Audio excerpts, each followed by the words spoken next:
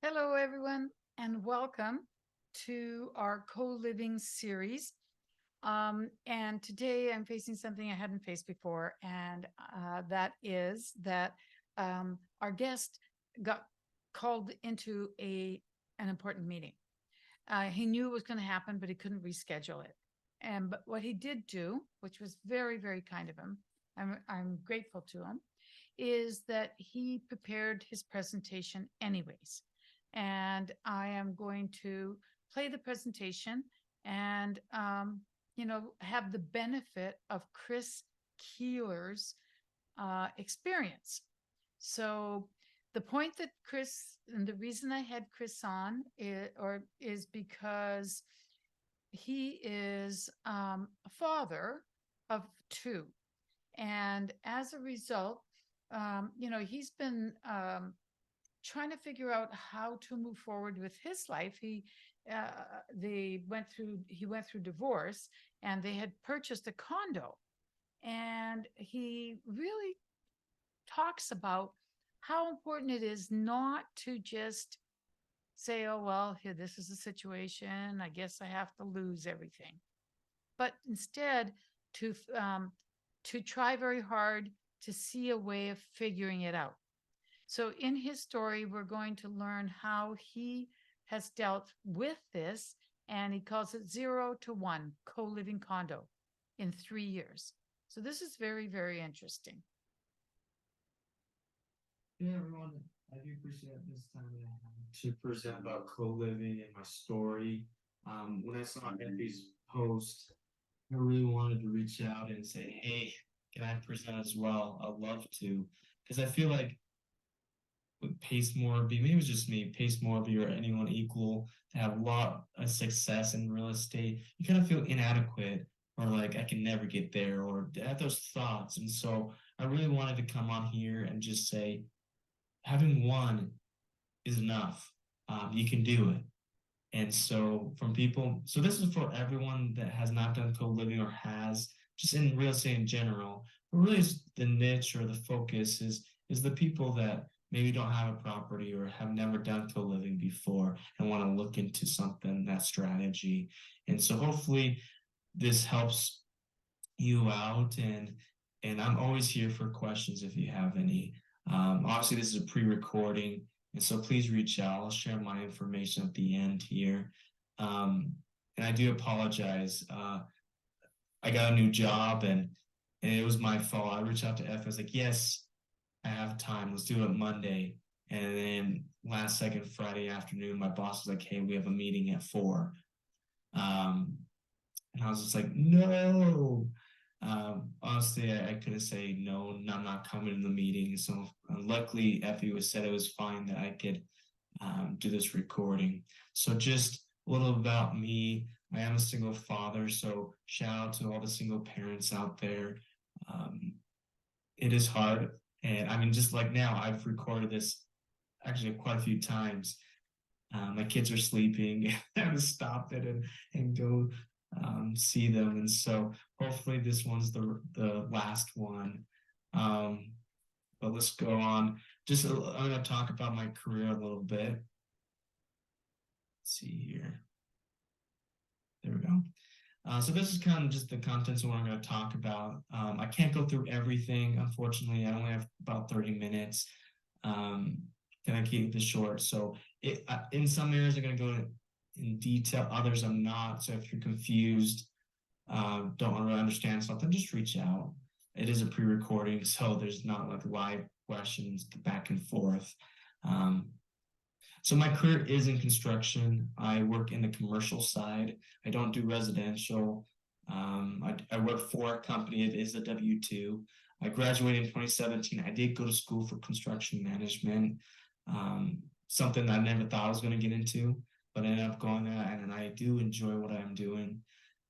I am a sports fan, so I wanted to go in the sports industry. But I've really enjoyed this career, and I was out on the field. And as you know, in the different industries, you can pick the strategy or the type of company you want to work for.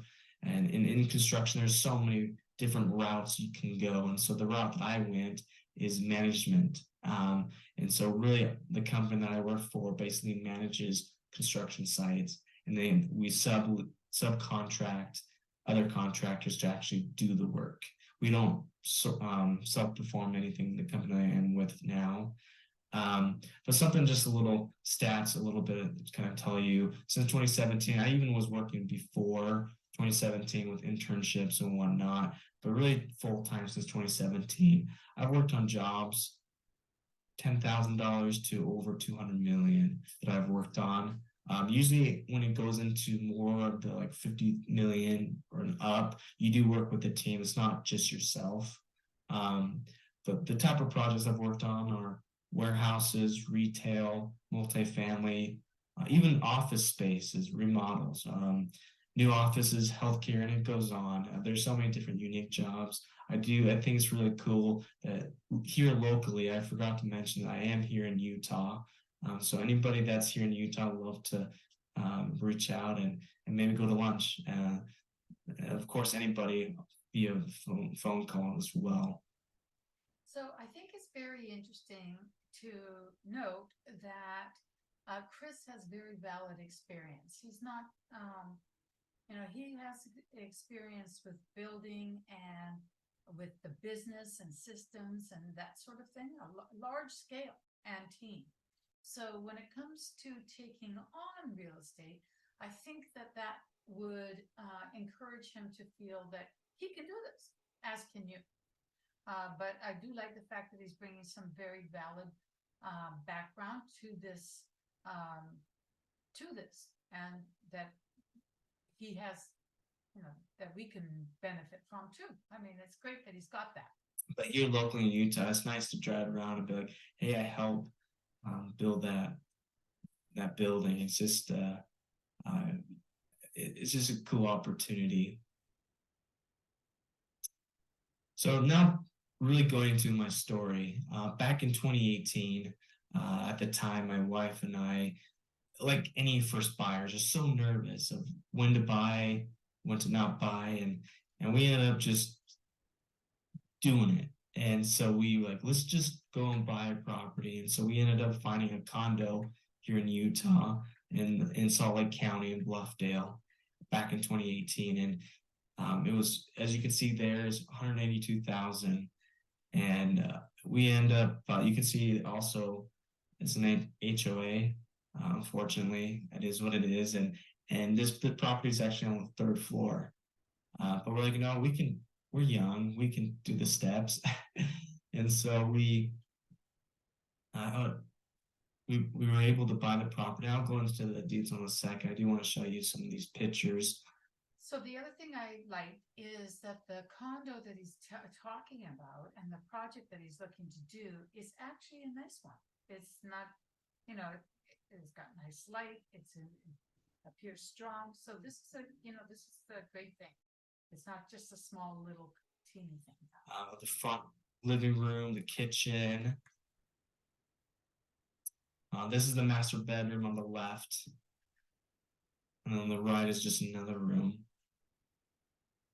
And this was a 3-2. I apologize for not mentioning that. This is a 3-2 condo. This is the balcony looking outside. Okay, here's the kind of like the documents when we bought it. So we actually ended up buying with all the expenses. I won't go in detail. For $190,000 is what we bought it for back in 2018. So just kind of go on a real estate journey. Once we bought this property, the light bulb went on, right? Because you bought the property, you've done it now, you want to look at other strategies and trying to learn more about real estate investing. Because before that, going to school, kind of the traditional route, I didn't even think about real estate investing, really.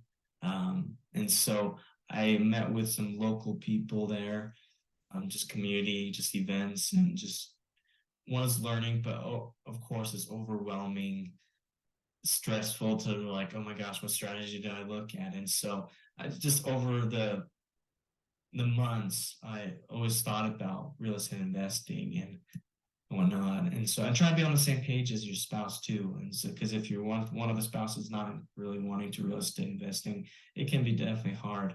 About 2020, is when we decided that we wanted to move. I got tired. One of the reasons was tired going on the third floor. Plus, we had our two kids here, and it was a 3-2, and we wanted to go to a home. But we needed to save more money. We weren't at that point yet. So we ended up finding a mother-in-law basement apartment, actually at my house. Actually, it's this one right here that I'm in right now, still in. Um, and to then sell this property and use the funds to buy our single family. And so we put it on the market. We did use Homey because we wanted to see how that would go. And it was okay. It was pretty good. And you can see here that we listed at 239. And as you know, back in 2020, it was roughly the worldwide pandemic. And so things were tough. You can see I do have the stat of the equity from 2018 to 2020. Some people are like, oh, that's nothing. Or others like, that's really cool. To us, that was something. Hey, we took this step to buy our first property. And that's the rewards, right? So again, just kind of go back. We moved probably between February to March 2020. We put on the listing in March 2020. In the same month that we put on the market, we got a buyer, but also the buyer backed out in the last second because the person was moving from out of state to Utah. Then the job that they were fired. They didn't end up getting it. And I really do think it's because of the pandemic and whatnot was happening. And so it kind of freaked us out because we not only are we paying rent at a new place about $1,300 ish, we also are paying a mortgage, which is about $1,000. And so that was huge. And so what to do? And luckily I went to those events community and I networked with people and I reached out to one person that I met there, and this older lady, she's still one of my best friends, and she came to see my condo, and she's like, Chris, I really do think you should rent it out, not try to sell it again. Why cut your apple tree? But you should do it by room. And I didn't understand, like, what do you mean by room? Like kind of like college apartment. And she's like, yeah, in a way, yeah, it's called co-living. And she's like, that's what I do at my house. And I learned that she was making cash flow $4,000 a month on just renting per room at her single family home, which is huge. And I was just like, oh my gosh, let's do this. And so of course I was talking to my wife at the time, and she's like, Chris, I don't want to deal with it. If that's you go do it. I'll just take care of the kids. She's just like, Chris, I don't want to have anything to do with it. And so it really put the pressure on me to make something work. And so I wanted to do the right thing legally. My dad's a lawyer in the Army. He is now retired. And I wanted to do something legal. And she's like, well, try per room. Like, is that legal? and so of course, there's an HOA. Of course, the city. And so I'm like, I don't even know who to talk to. And again, like, guys, you don't have to know everything. Just one step at a time. And so I'm like, you know what, let's do it. There's going to be some cost to it, and I'm scared, but let's try it because it's scary. And so this is the first thing I did, ripping up the carpet. So I think what's interesting here is that, of course, it was a very scary time for everybody. When the world got shut down with COVID, many people lost their jobs within a few days. The world was going nuts. And I think that Chris is lucky that he got good advice about not cutting down his apple tree and instead trying to figure out what he needs to do to make it work. Because it would have been all too easy to just say, okay, I give up, I can't make the payments, file for foreclosure or whatever. But he didn't. And I think that has put him in a position where today he is on the other side of that difficulty. And he also is in a position where he's helping his kids. So it's tough enough that, you know, the kids are, you know, have the parents there where they're splitting them, but knowing that he's got something that's only going to appreciate for his children, I think he's doing them good and himself. That did take some time because I was doing it by myself. Yeah, it was just disgusting carpet, but I want to do it. You can see here, I borrowed a van and to take it to the dump. Yeah, it was not it wasn't fun, but I was eager. I took action because I didn't want the expenses, right, of a second having a mortgage and renting a place. We could have just moved back in, but that's not what my wife wanted at that time. So then the stressful of finding the flooring. I am a perfectionist in a way to some point, and I was just like, I don't even know what type of flooring to put in. I want LVT, but with the coloring, and I just went for it, and I just picked one that was durable, that wouldn't just have a scratch. And I was like, I don't know, it costs money, but you know what? Let's do it. I'll save money by doing it myself.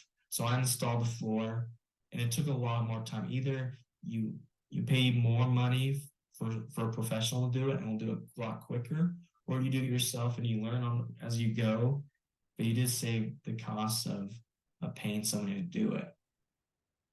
So here's just some pictures of me figuring it out. It was hard. I did have some help. Some friends came by. My parents were in town, so my dad helped me as well. So it did take time. Great. So this is the next step. What I did is I wanted to build a wall in the living room because I wanted to rent. My thinking is I want to rent it to single people, right? And so I'm like, if I can make more money by adding a room, and so wasn't know what I was supposed to do. I didn't know if this was illegal or not, and so I just called the HOA and I was like, hey, can I build something in the room, like the living room? Like we don't care as long as it's not structural. I'm like, all right, cool. I didn't really understand the documents they have, which is called the CCNR, which is covenants, conditions, and restrictions. I went through it. It's very vague what you can and can't do, but that was back in when this building was first built back in the early 2000s, and I just got the call, and like when I talked to them, I'm like, okay, it's fine. So me and my buddy, we did the studs and the door, and I wasn't sure if I had to knock the wall down in the future, because the worst thing that can happen if the HOA comes in and says you can't do this is I just have to knock the wall down and have a family in there, right? Or sell this property. And so what I did with the wall is on the bottom is actually just some sticky pads. I didn't drill it to the floor. And then up to the roof is just some screws to the hard lid or the through the drywall. With the drywall on the wall, it's sturdy enough.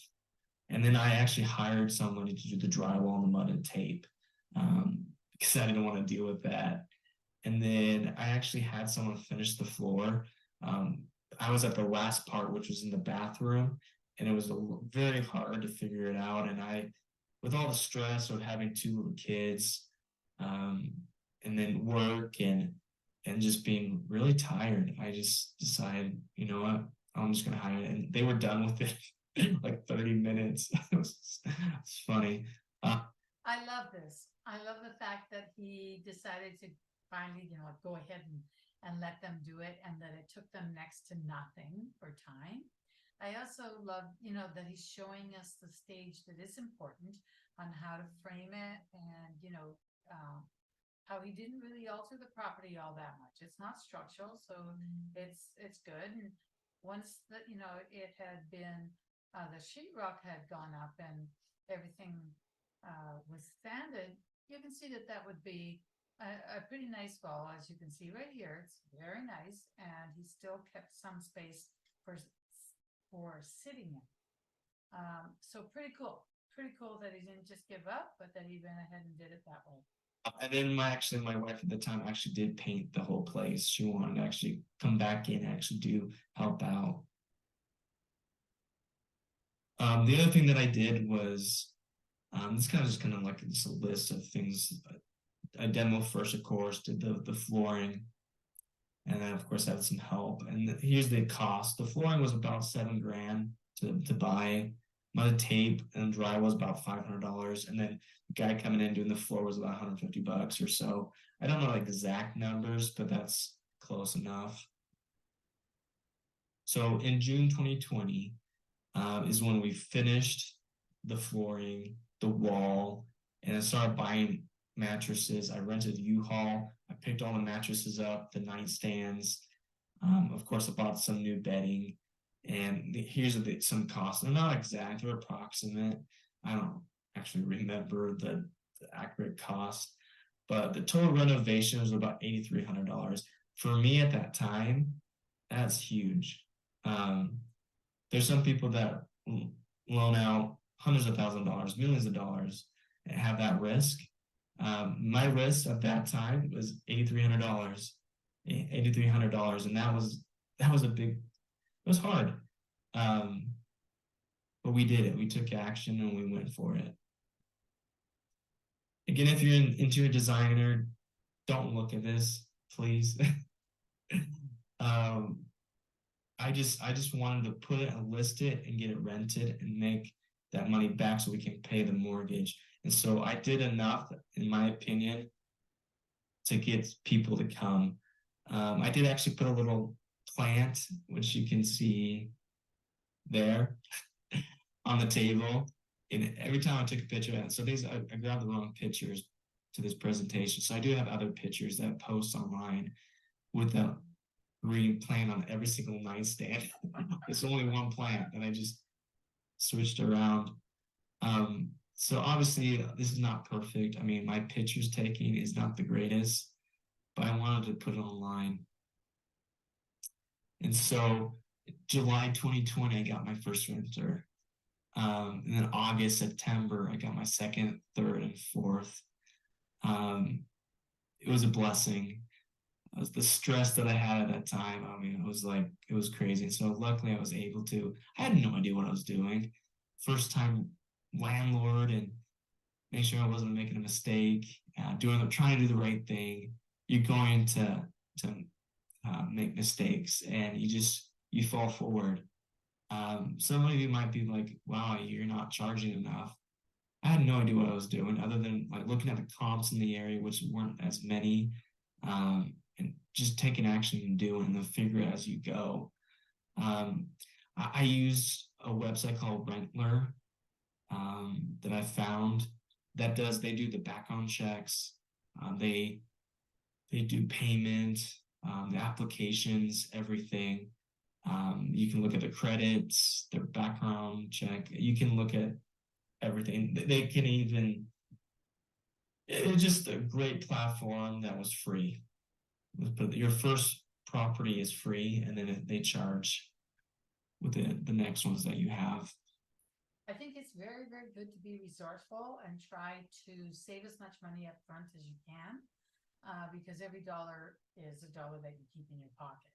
So, and like, Chris said, it doesn't matter what the number is, it's going to probably feel like a lot to you, as it should. So I applaud him for that. So that was nice. I knew that because of the HOA, I couldn't do month to month, or I want to stay away from it. That understanding, that knowledge I didn't have, and I thought, oh, month to month is kind of like an Airbnb, so I can't do that. Kind of like a hotel, whatever. Like I wanted to make sure that I was in the right standing, and so I kept a year-long lease. I use to send out the lease to them with EverSign. They actually changed their name just recently. The reason why I use this is I get 5 documents for free a month. Again, I'm trying to save costs.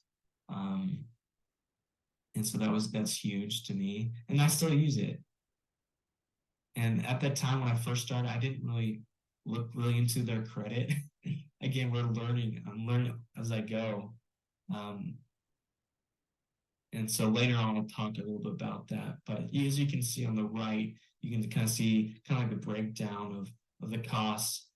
Um, I had 3 rooms for $400, the master bedroom $525, and then a flat rate for $75 per room. I'm an estimator, so I kind of buffed that up a little bit. And at the end of the slide, I'll kind of show you kind of like the stats of the utilities. But I was making profit off of my utilities, off and on like $50 to $100, $150, depending on the month. Deposit, of course, is $200. And then I said no drugs, no smoking, no drinking, no vapes, no pets, no overnight visitors. If there are visitors overnight, which I haven't had, they had never had one yet, it's about $100. And then, of course, the breakdown. So I was cash flowing about $400 a month. I didn't count for the HOA. That's something that I'm going to look into in the near future of having them pay that. I just wanted to get people to rent my property so that I could pay off the mortgage. So I think it's pretty cool that he actually made a positive amount, and not having to give it up because he had to have known that the asset was going to increase in value. It will appreciate even though things are going crazy in the world. So this script is his script, and let's listen to what he says about it because I think it's worth maybe taking a screenshot. And here's the text message that I do verbatim every time somebody reaches out to me. Usually everyone reaches out via text. The ones that have called me has always been kind of awkward. And it hasn't been work. I don't actually think that anyone that called me ever worked out. It was always via text. But this is just what I use. And if I go off of this, it really doesn't work out. I literally have to ask these questions because I'm trying to, in a way, try to disqualify them. But I don't really want, if that makes sense. At the same time, I want somebody in there, but I want the right person. And so I'm trying to disqualify all the 99% and get that 1%. And so the ones that I did go off of this are the ones that didn't work out. There's times where I didn't ask one of these. I asked a lot of these questions, but not every single one. And so when we saw the property, it was just awkward because we're like, so it's $300, right, a month? I'm like, no, it's 600, or excuse me, it was 400. And they're like, oh, okay, it's not going to work out. Or it's month to month, right? I'm like, no, it's a year-long lease. I apologize. That's the rule. And so just always asking these questions, having a verbatim or just a list of questions you're going to ask them first is really key to try to qualify them. Because I think really knowing this before they go see the property, and there's some like they kept on saying, hey, can I see the property? Can I see the property? And I kept on asking these questions and then it ended up not working out, and that's totally fine. It is what it is. I want to make sure I have the right ones there. You want to save yourself having to go out there unnecessarily, and also to possibly give somebody a chance to talk themselves into something that's not right. So I think you did the right thing. Now I do want to talk about some fails. I did have 3 evictions in 2 years. Again, I went off of what my values or what I go off of. And when you go off of that, you're going to make mistakes and it's not going to work out. Luckily, those 3 evictions, they decided just to leave. Like this person right here, he just wasn't there one day. I spoke to, you got to do the right thing legally. You have to do the right way. I had no idea what I was doing. So when the reason why this person had to leave is there's complaints in the neighbors that he was smoking weed, and not was outside, like by the stairs, or he was smoking whatever he was doing. And so I had to act quick before the HOA found out, right? And so I spoke to him in person via text. And I was researching like how to evict someone that legally in Utah. And luckily, I gave him a notice. I gave him like 30-day notice, and he understood, and he decided just to leave. Um, Even his roommates were having problems with him as well, so I did have that backup. But it is really hard to evict a person, and so really finding the right tenant or renter is key. And so through these years, I got better and better and better. I do want to kind of go through this because it is part of my story is a personal life change, of my divorce. That was back in it became official March 2021 as the official time. And so obviously when you're divorced or going through a divorce and you own property, most likely going to sell it. And so I knew the value of this property and I wanted to keep it. And so what I presented to now my ex-wife in mediation was 3 strategies. And the 3 strategies was the different type of equity that she can receive up front. And I luckily have amazing parents, people that kind of understood why I wanted to keep the property and wanted to help out. And so with the 3 strategy that I showed my ex-wife in mediation, I already knew that I had money right away to give her. This wasn't half of the equity. This was also plus some other money that I had to give her. But it was around 30,000 that I had to give her, kind of like half of the equity plus a few other things. And I am grateful for my parents for doing that. And I'm still paying them back. I'm almost done. I think I'm halfway done paying them, and I am paying them back in interest. They are incredible, and I really do appreciate them. So I do want. That is something that, of course, we should try to do, and that is to help each other out, particularly if we have family. We should be absolutely trying to help each other instead of just giving up. He found a way to hang on to it. Talk about life lessons. This is not everything, all the lessons that I've learned. Again, I hopefully you guys are learning something. Again, if I don't say something that you have questions about, please just reach out to me. I really only have like 30 minutes to do this. And so I can't get into really all the details. And so I'm happy to answer any questions, but really some of the life lessons I've learned about this property co-living is find someone that is just a step ahead of you. You probably have heard this many times. 1 or 2 properties that are doing it, and talk to them. That's what I found. The lady, she's doing it in her single family home, making $4,000 a month. She's the one that stepped in and cared about my situation and came to the property, say, Chris, don't sell it. It's your apple tree. How can we help you?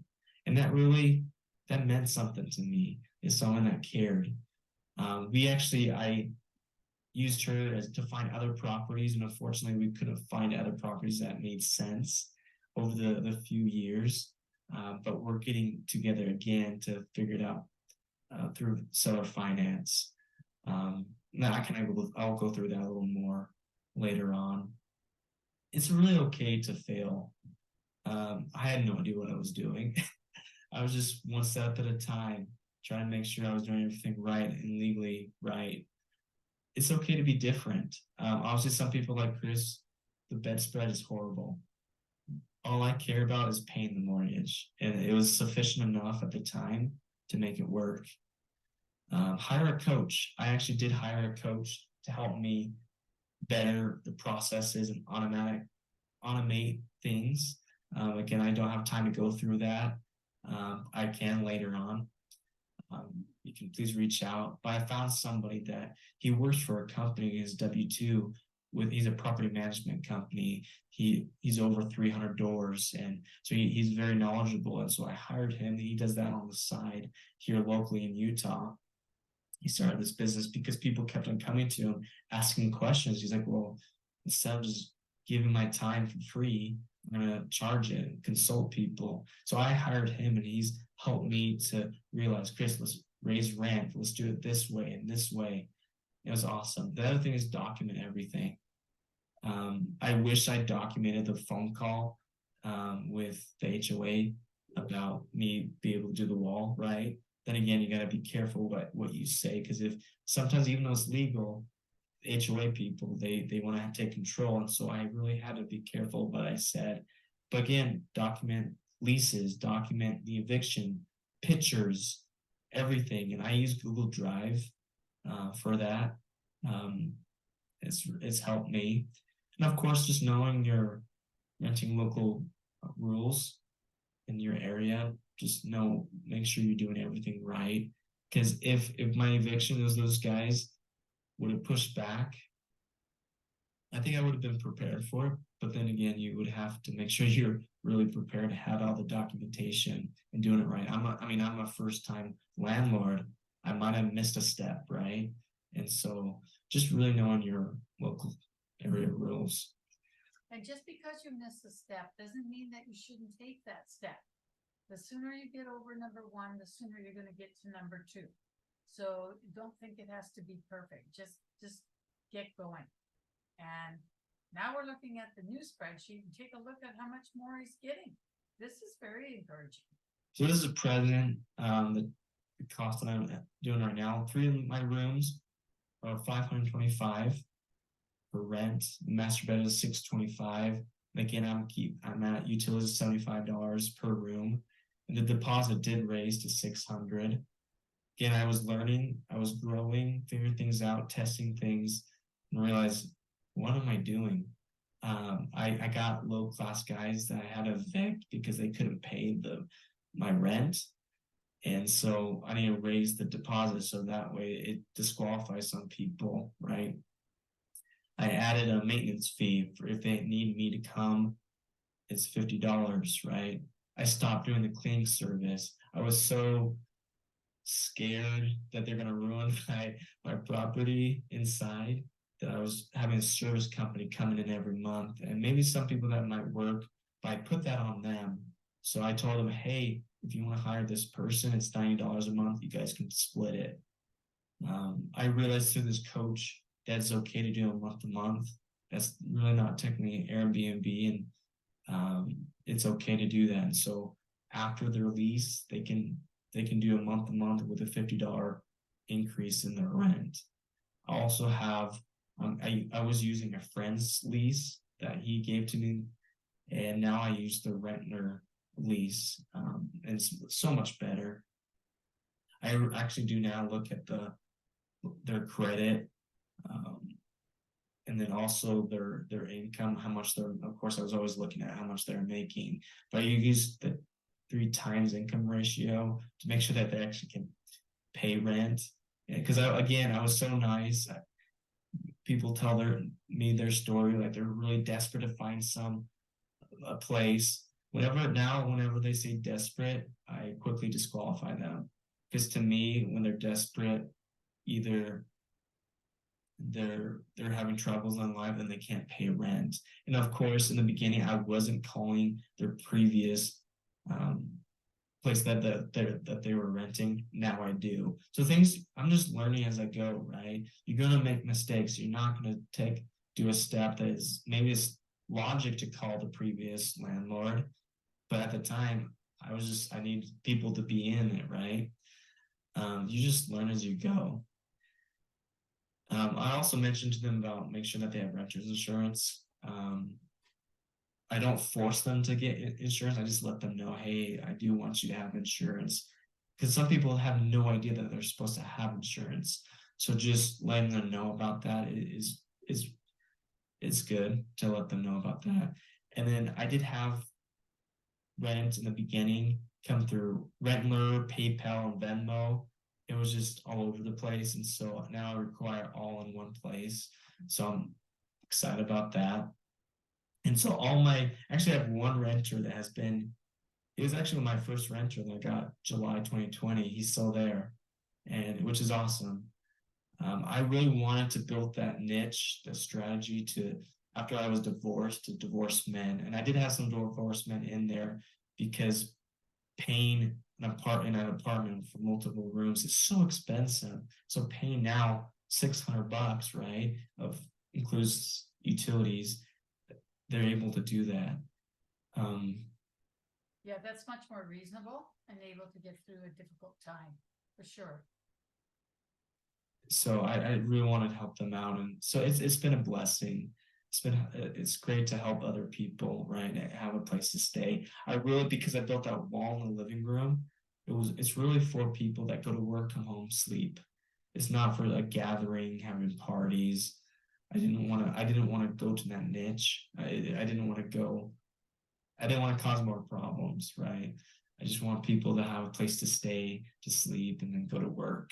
So you can, on the right side, you can see when I'm making the gross revenue, and then of course the expenses. Unfortunately, because of taxes this year, it went up to 1,000. It was 908. Fortunate. One of my renters, I didn't know the correct terminology. I call it lookout. He tells me if anything's broken, if something's going on with one of the renters. He just kind of lets me know what's going on. So I told him I'll take off $40. And then internet, I am trying to find better internet. It's just hard in Bluffdale. There's not a lot of services that are good out there. So there's not actually general. There's not a lot of services that go out there. So I am cash flowing 990 is approximate cost because of course utilities can in October was 120, but that can go up and down. I'll show you in the next slide. I'm paying off my parents still, so of course the 990 is a little less now. So this is just kind of a screenshot. I do keep track of the utilities over the years. So this is obviously something that any real estate investor should be doing, is tracking everything. Apparently the HOA he doesn't want to include here. That's okay. I can include it someplace else, especially if he introduces the cost to his members. You can see I highlighted the HOA. I don't count that in the utilities right now.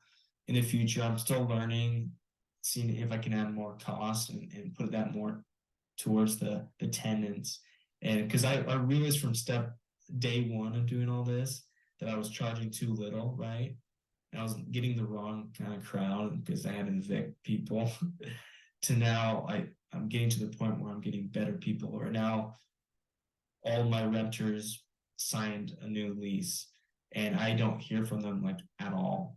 There's a few times that they'll reach out like, "Hey, the automatic lock doesn't work anymore," but everything else it's going. It's nice not hearing from them, and that's what I was trying to get to. Is putting more on them. That's why I canceled the cleaning service. I want to make sure it's all on them. I don't have to go over there as many times at all. And so you should go there throughout the year, maybe once a quarter for sure. Just check things out. But I want to limit the time to go down there. So you can just kind of see over the years has gone up. I mean, the total of everything 4,000 to 4,800 to 5,300 to 55. I mean, pricing goes up. And of course, I'm still trying to figure out, okay, why is the power higher this month? Then why is this gas this high, low? And you're just trying to figure it out. And so I'm still trying to figure out how to get the cost down, right? Sometimes it's just what it is. That's just the cost increase just increased. So it is what it is, but I just wanted to show you that. So I just want to kind of show the equity 2023. I think this slide tells it all. This is really, really awesome. Okay, so in a period of 3 years, not only is he collecting cash flow, doesn't really matter how small it is, although it's close to 1,000 presently, although he has to pay his parents back. That's all fair. But look at the equity. The equity has gone up almost $100,000. $100,000 is a significant amount in 3 years. I think this is, wow, he's gotta be happy. He has to be happy here. For back in when we were selling the property at 239, and this is on Zillow, but I already know the value of the location because I just recently looked it up. So that's actually pretty accurate, actually. Obviously, if I would sell a finance, it'd probably be a lot more too, depending on the terms. So you can just kind of see the equity right now in 2023, 146,000, which is really awesome. And so obviously I didn't go through everything in detail. There's a lot more to talk about, but I was trying to keep it around 30 minutes. Actually, a little over. Actually, yeah, a little over. But please reach out. Please text me first. I definitely want to help you guys go into, if you don't have a property, to get your first one. And I wanted to put my buy box there, but it's changed over time. I am a gator lender and trying to figure that out. And I'm going through some real estate things right now that I wanted to try. But I love for, especially people locally, I would love to get to know you guys and go to lunch. But anybody can reach out if you have any questions, and everyone has their opinion. I mean, if you have like, hey Chris, if you do it this way, you can do this. I mean, I'm always an open book. We're all learning together. We're trying to help each other out. I want to help you guys, and that's why I came on. And sorry this is not live, but yeah, definitely reach out. That's my cell phone number. Please reach out. Really, my buy box really right now is I tried different things in real estate. I always go back to co-living because that's what I know. And so right now, me and my real estate agent, we're trying to get into looking for co-living homes, doing co-living, and maybe whatever works out. We might do Airbnb, whatever makes sense, we'll do. So yeah, please reach out.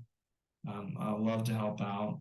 Even if you guys want to reach out about construction and how to help you do the material and labor costs and doing multifamily, I'm always open to help out because that's my skill. That's what I do full time, and I'd love to help you. I do mostly here in Utah, but I've done internationally and nationally too, looking at the pricing as well. So in construction.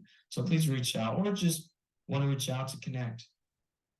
Just have a friend. I love sports. I played soccer through college. I love college football. So yeah, please reach out. I do appreciate this time. Hopefully you guys learned something. And if I didn't answer a question or didn't go into detail of something, please, again, I know I said this many times, please reach out. Love to speak with you about it. All right. Well, I do want to say thank you very, very much. Thank you, Cindy. All right, so we have Lionel. Yes, it's good to see you for sure. So in the chat, we've been having a fair amount of discussion, and that's pretty cool. Yep, Sadie, this is fine. This is good. I agree.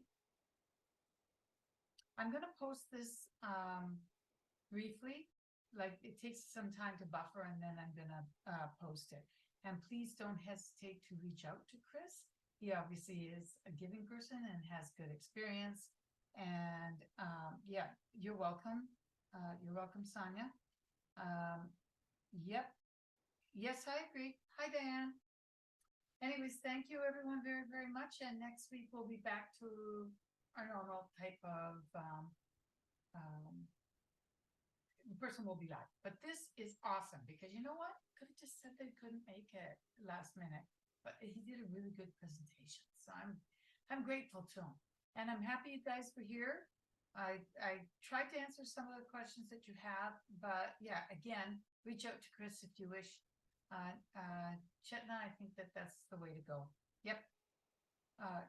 Yeah. Hi, Larry. Yeah. Thank you, guys. All right. Take care. And thank you very much to Chris.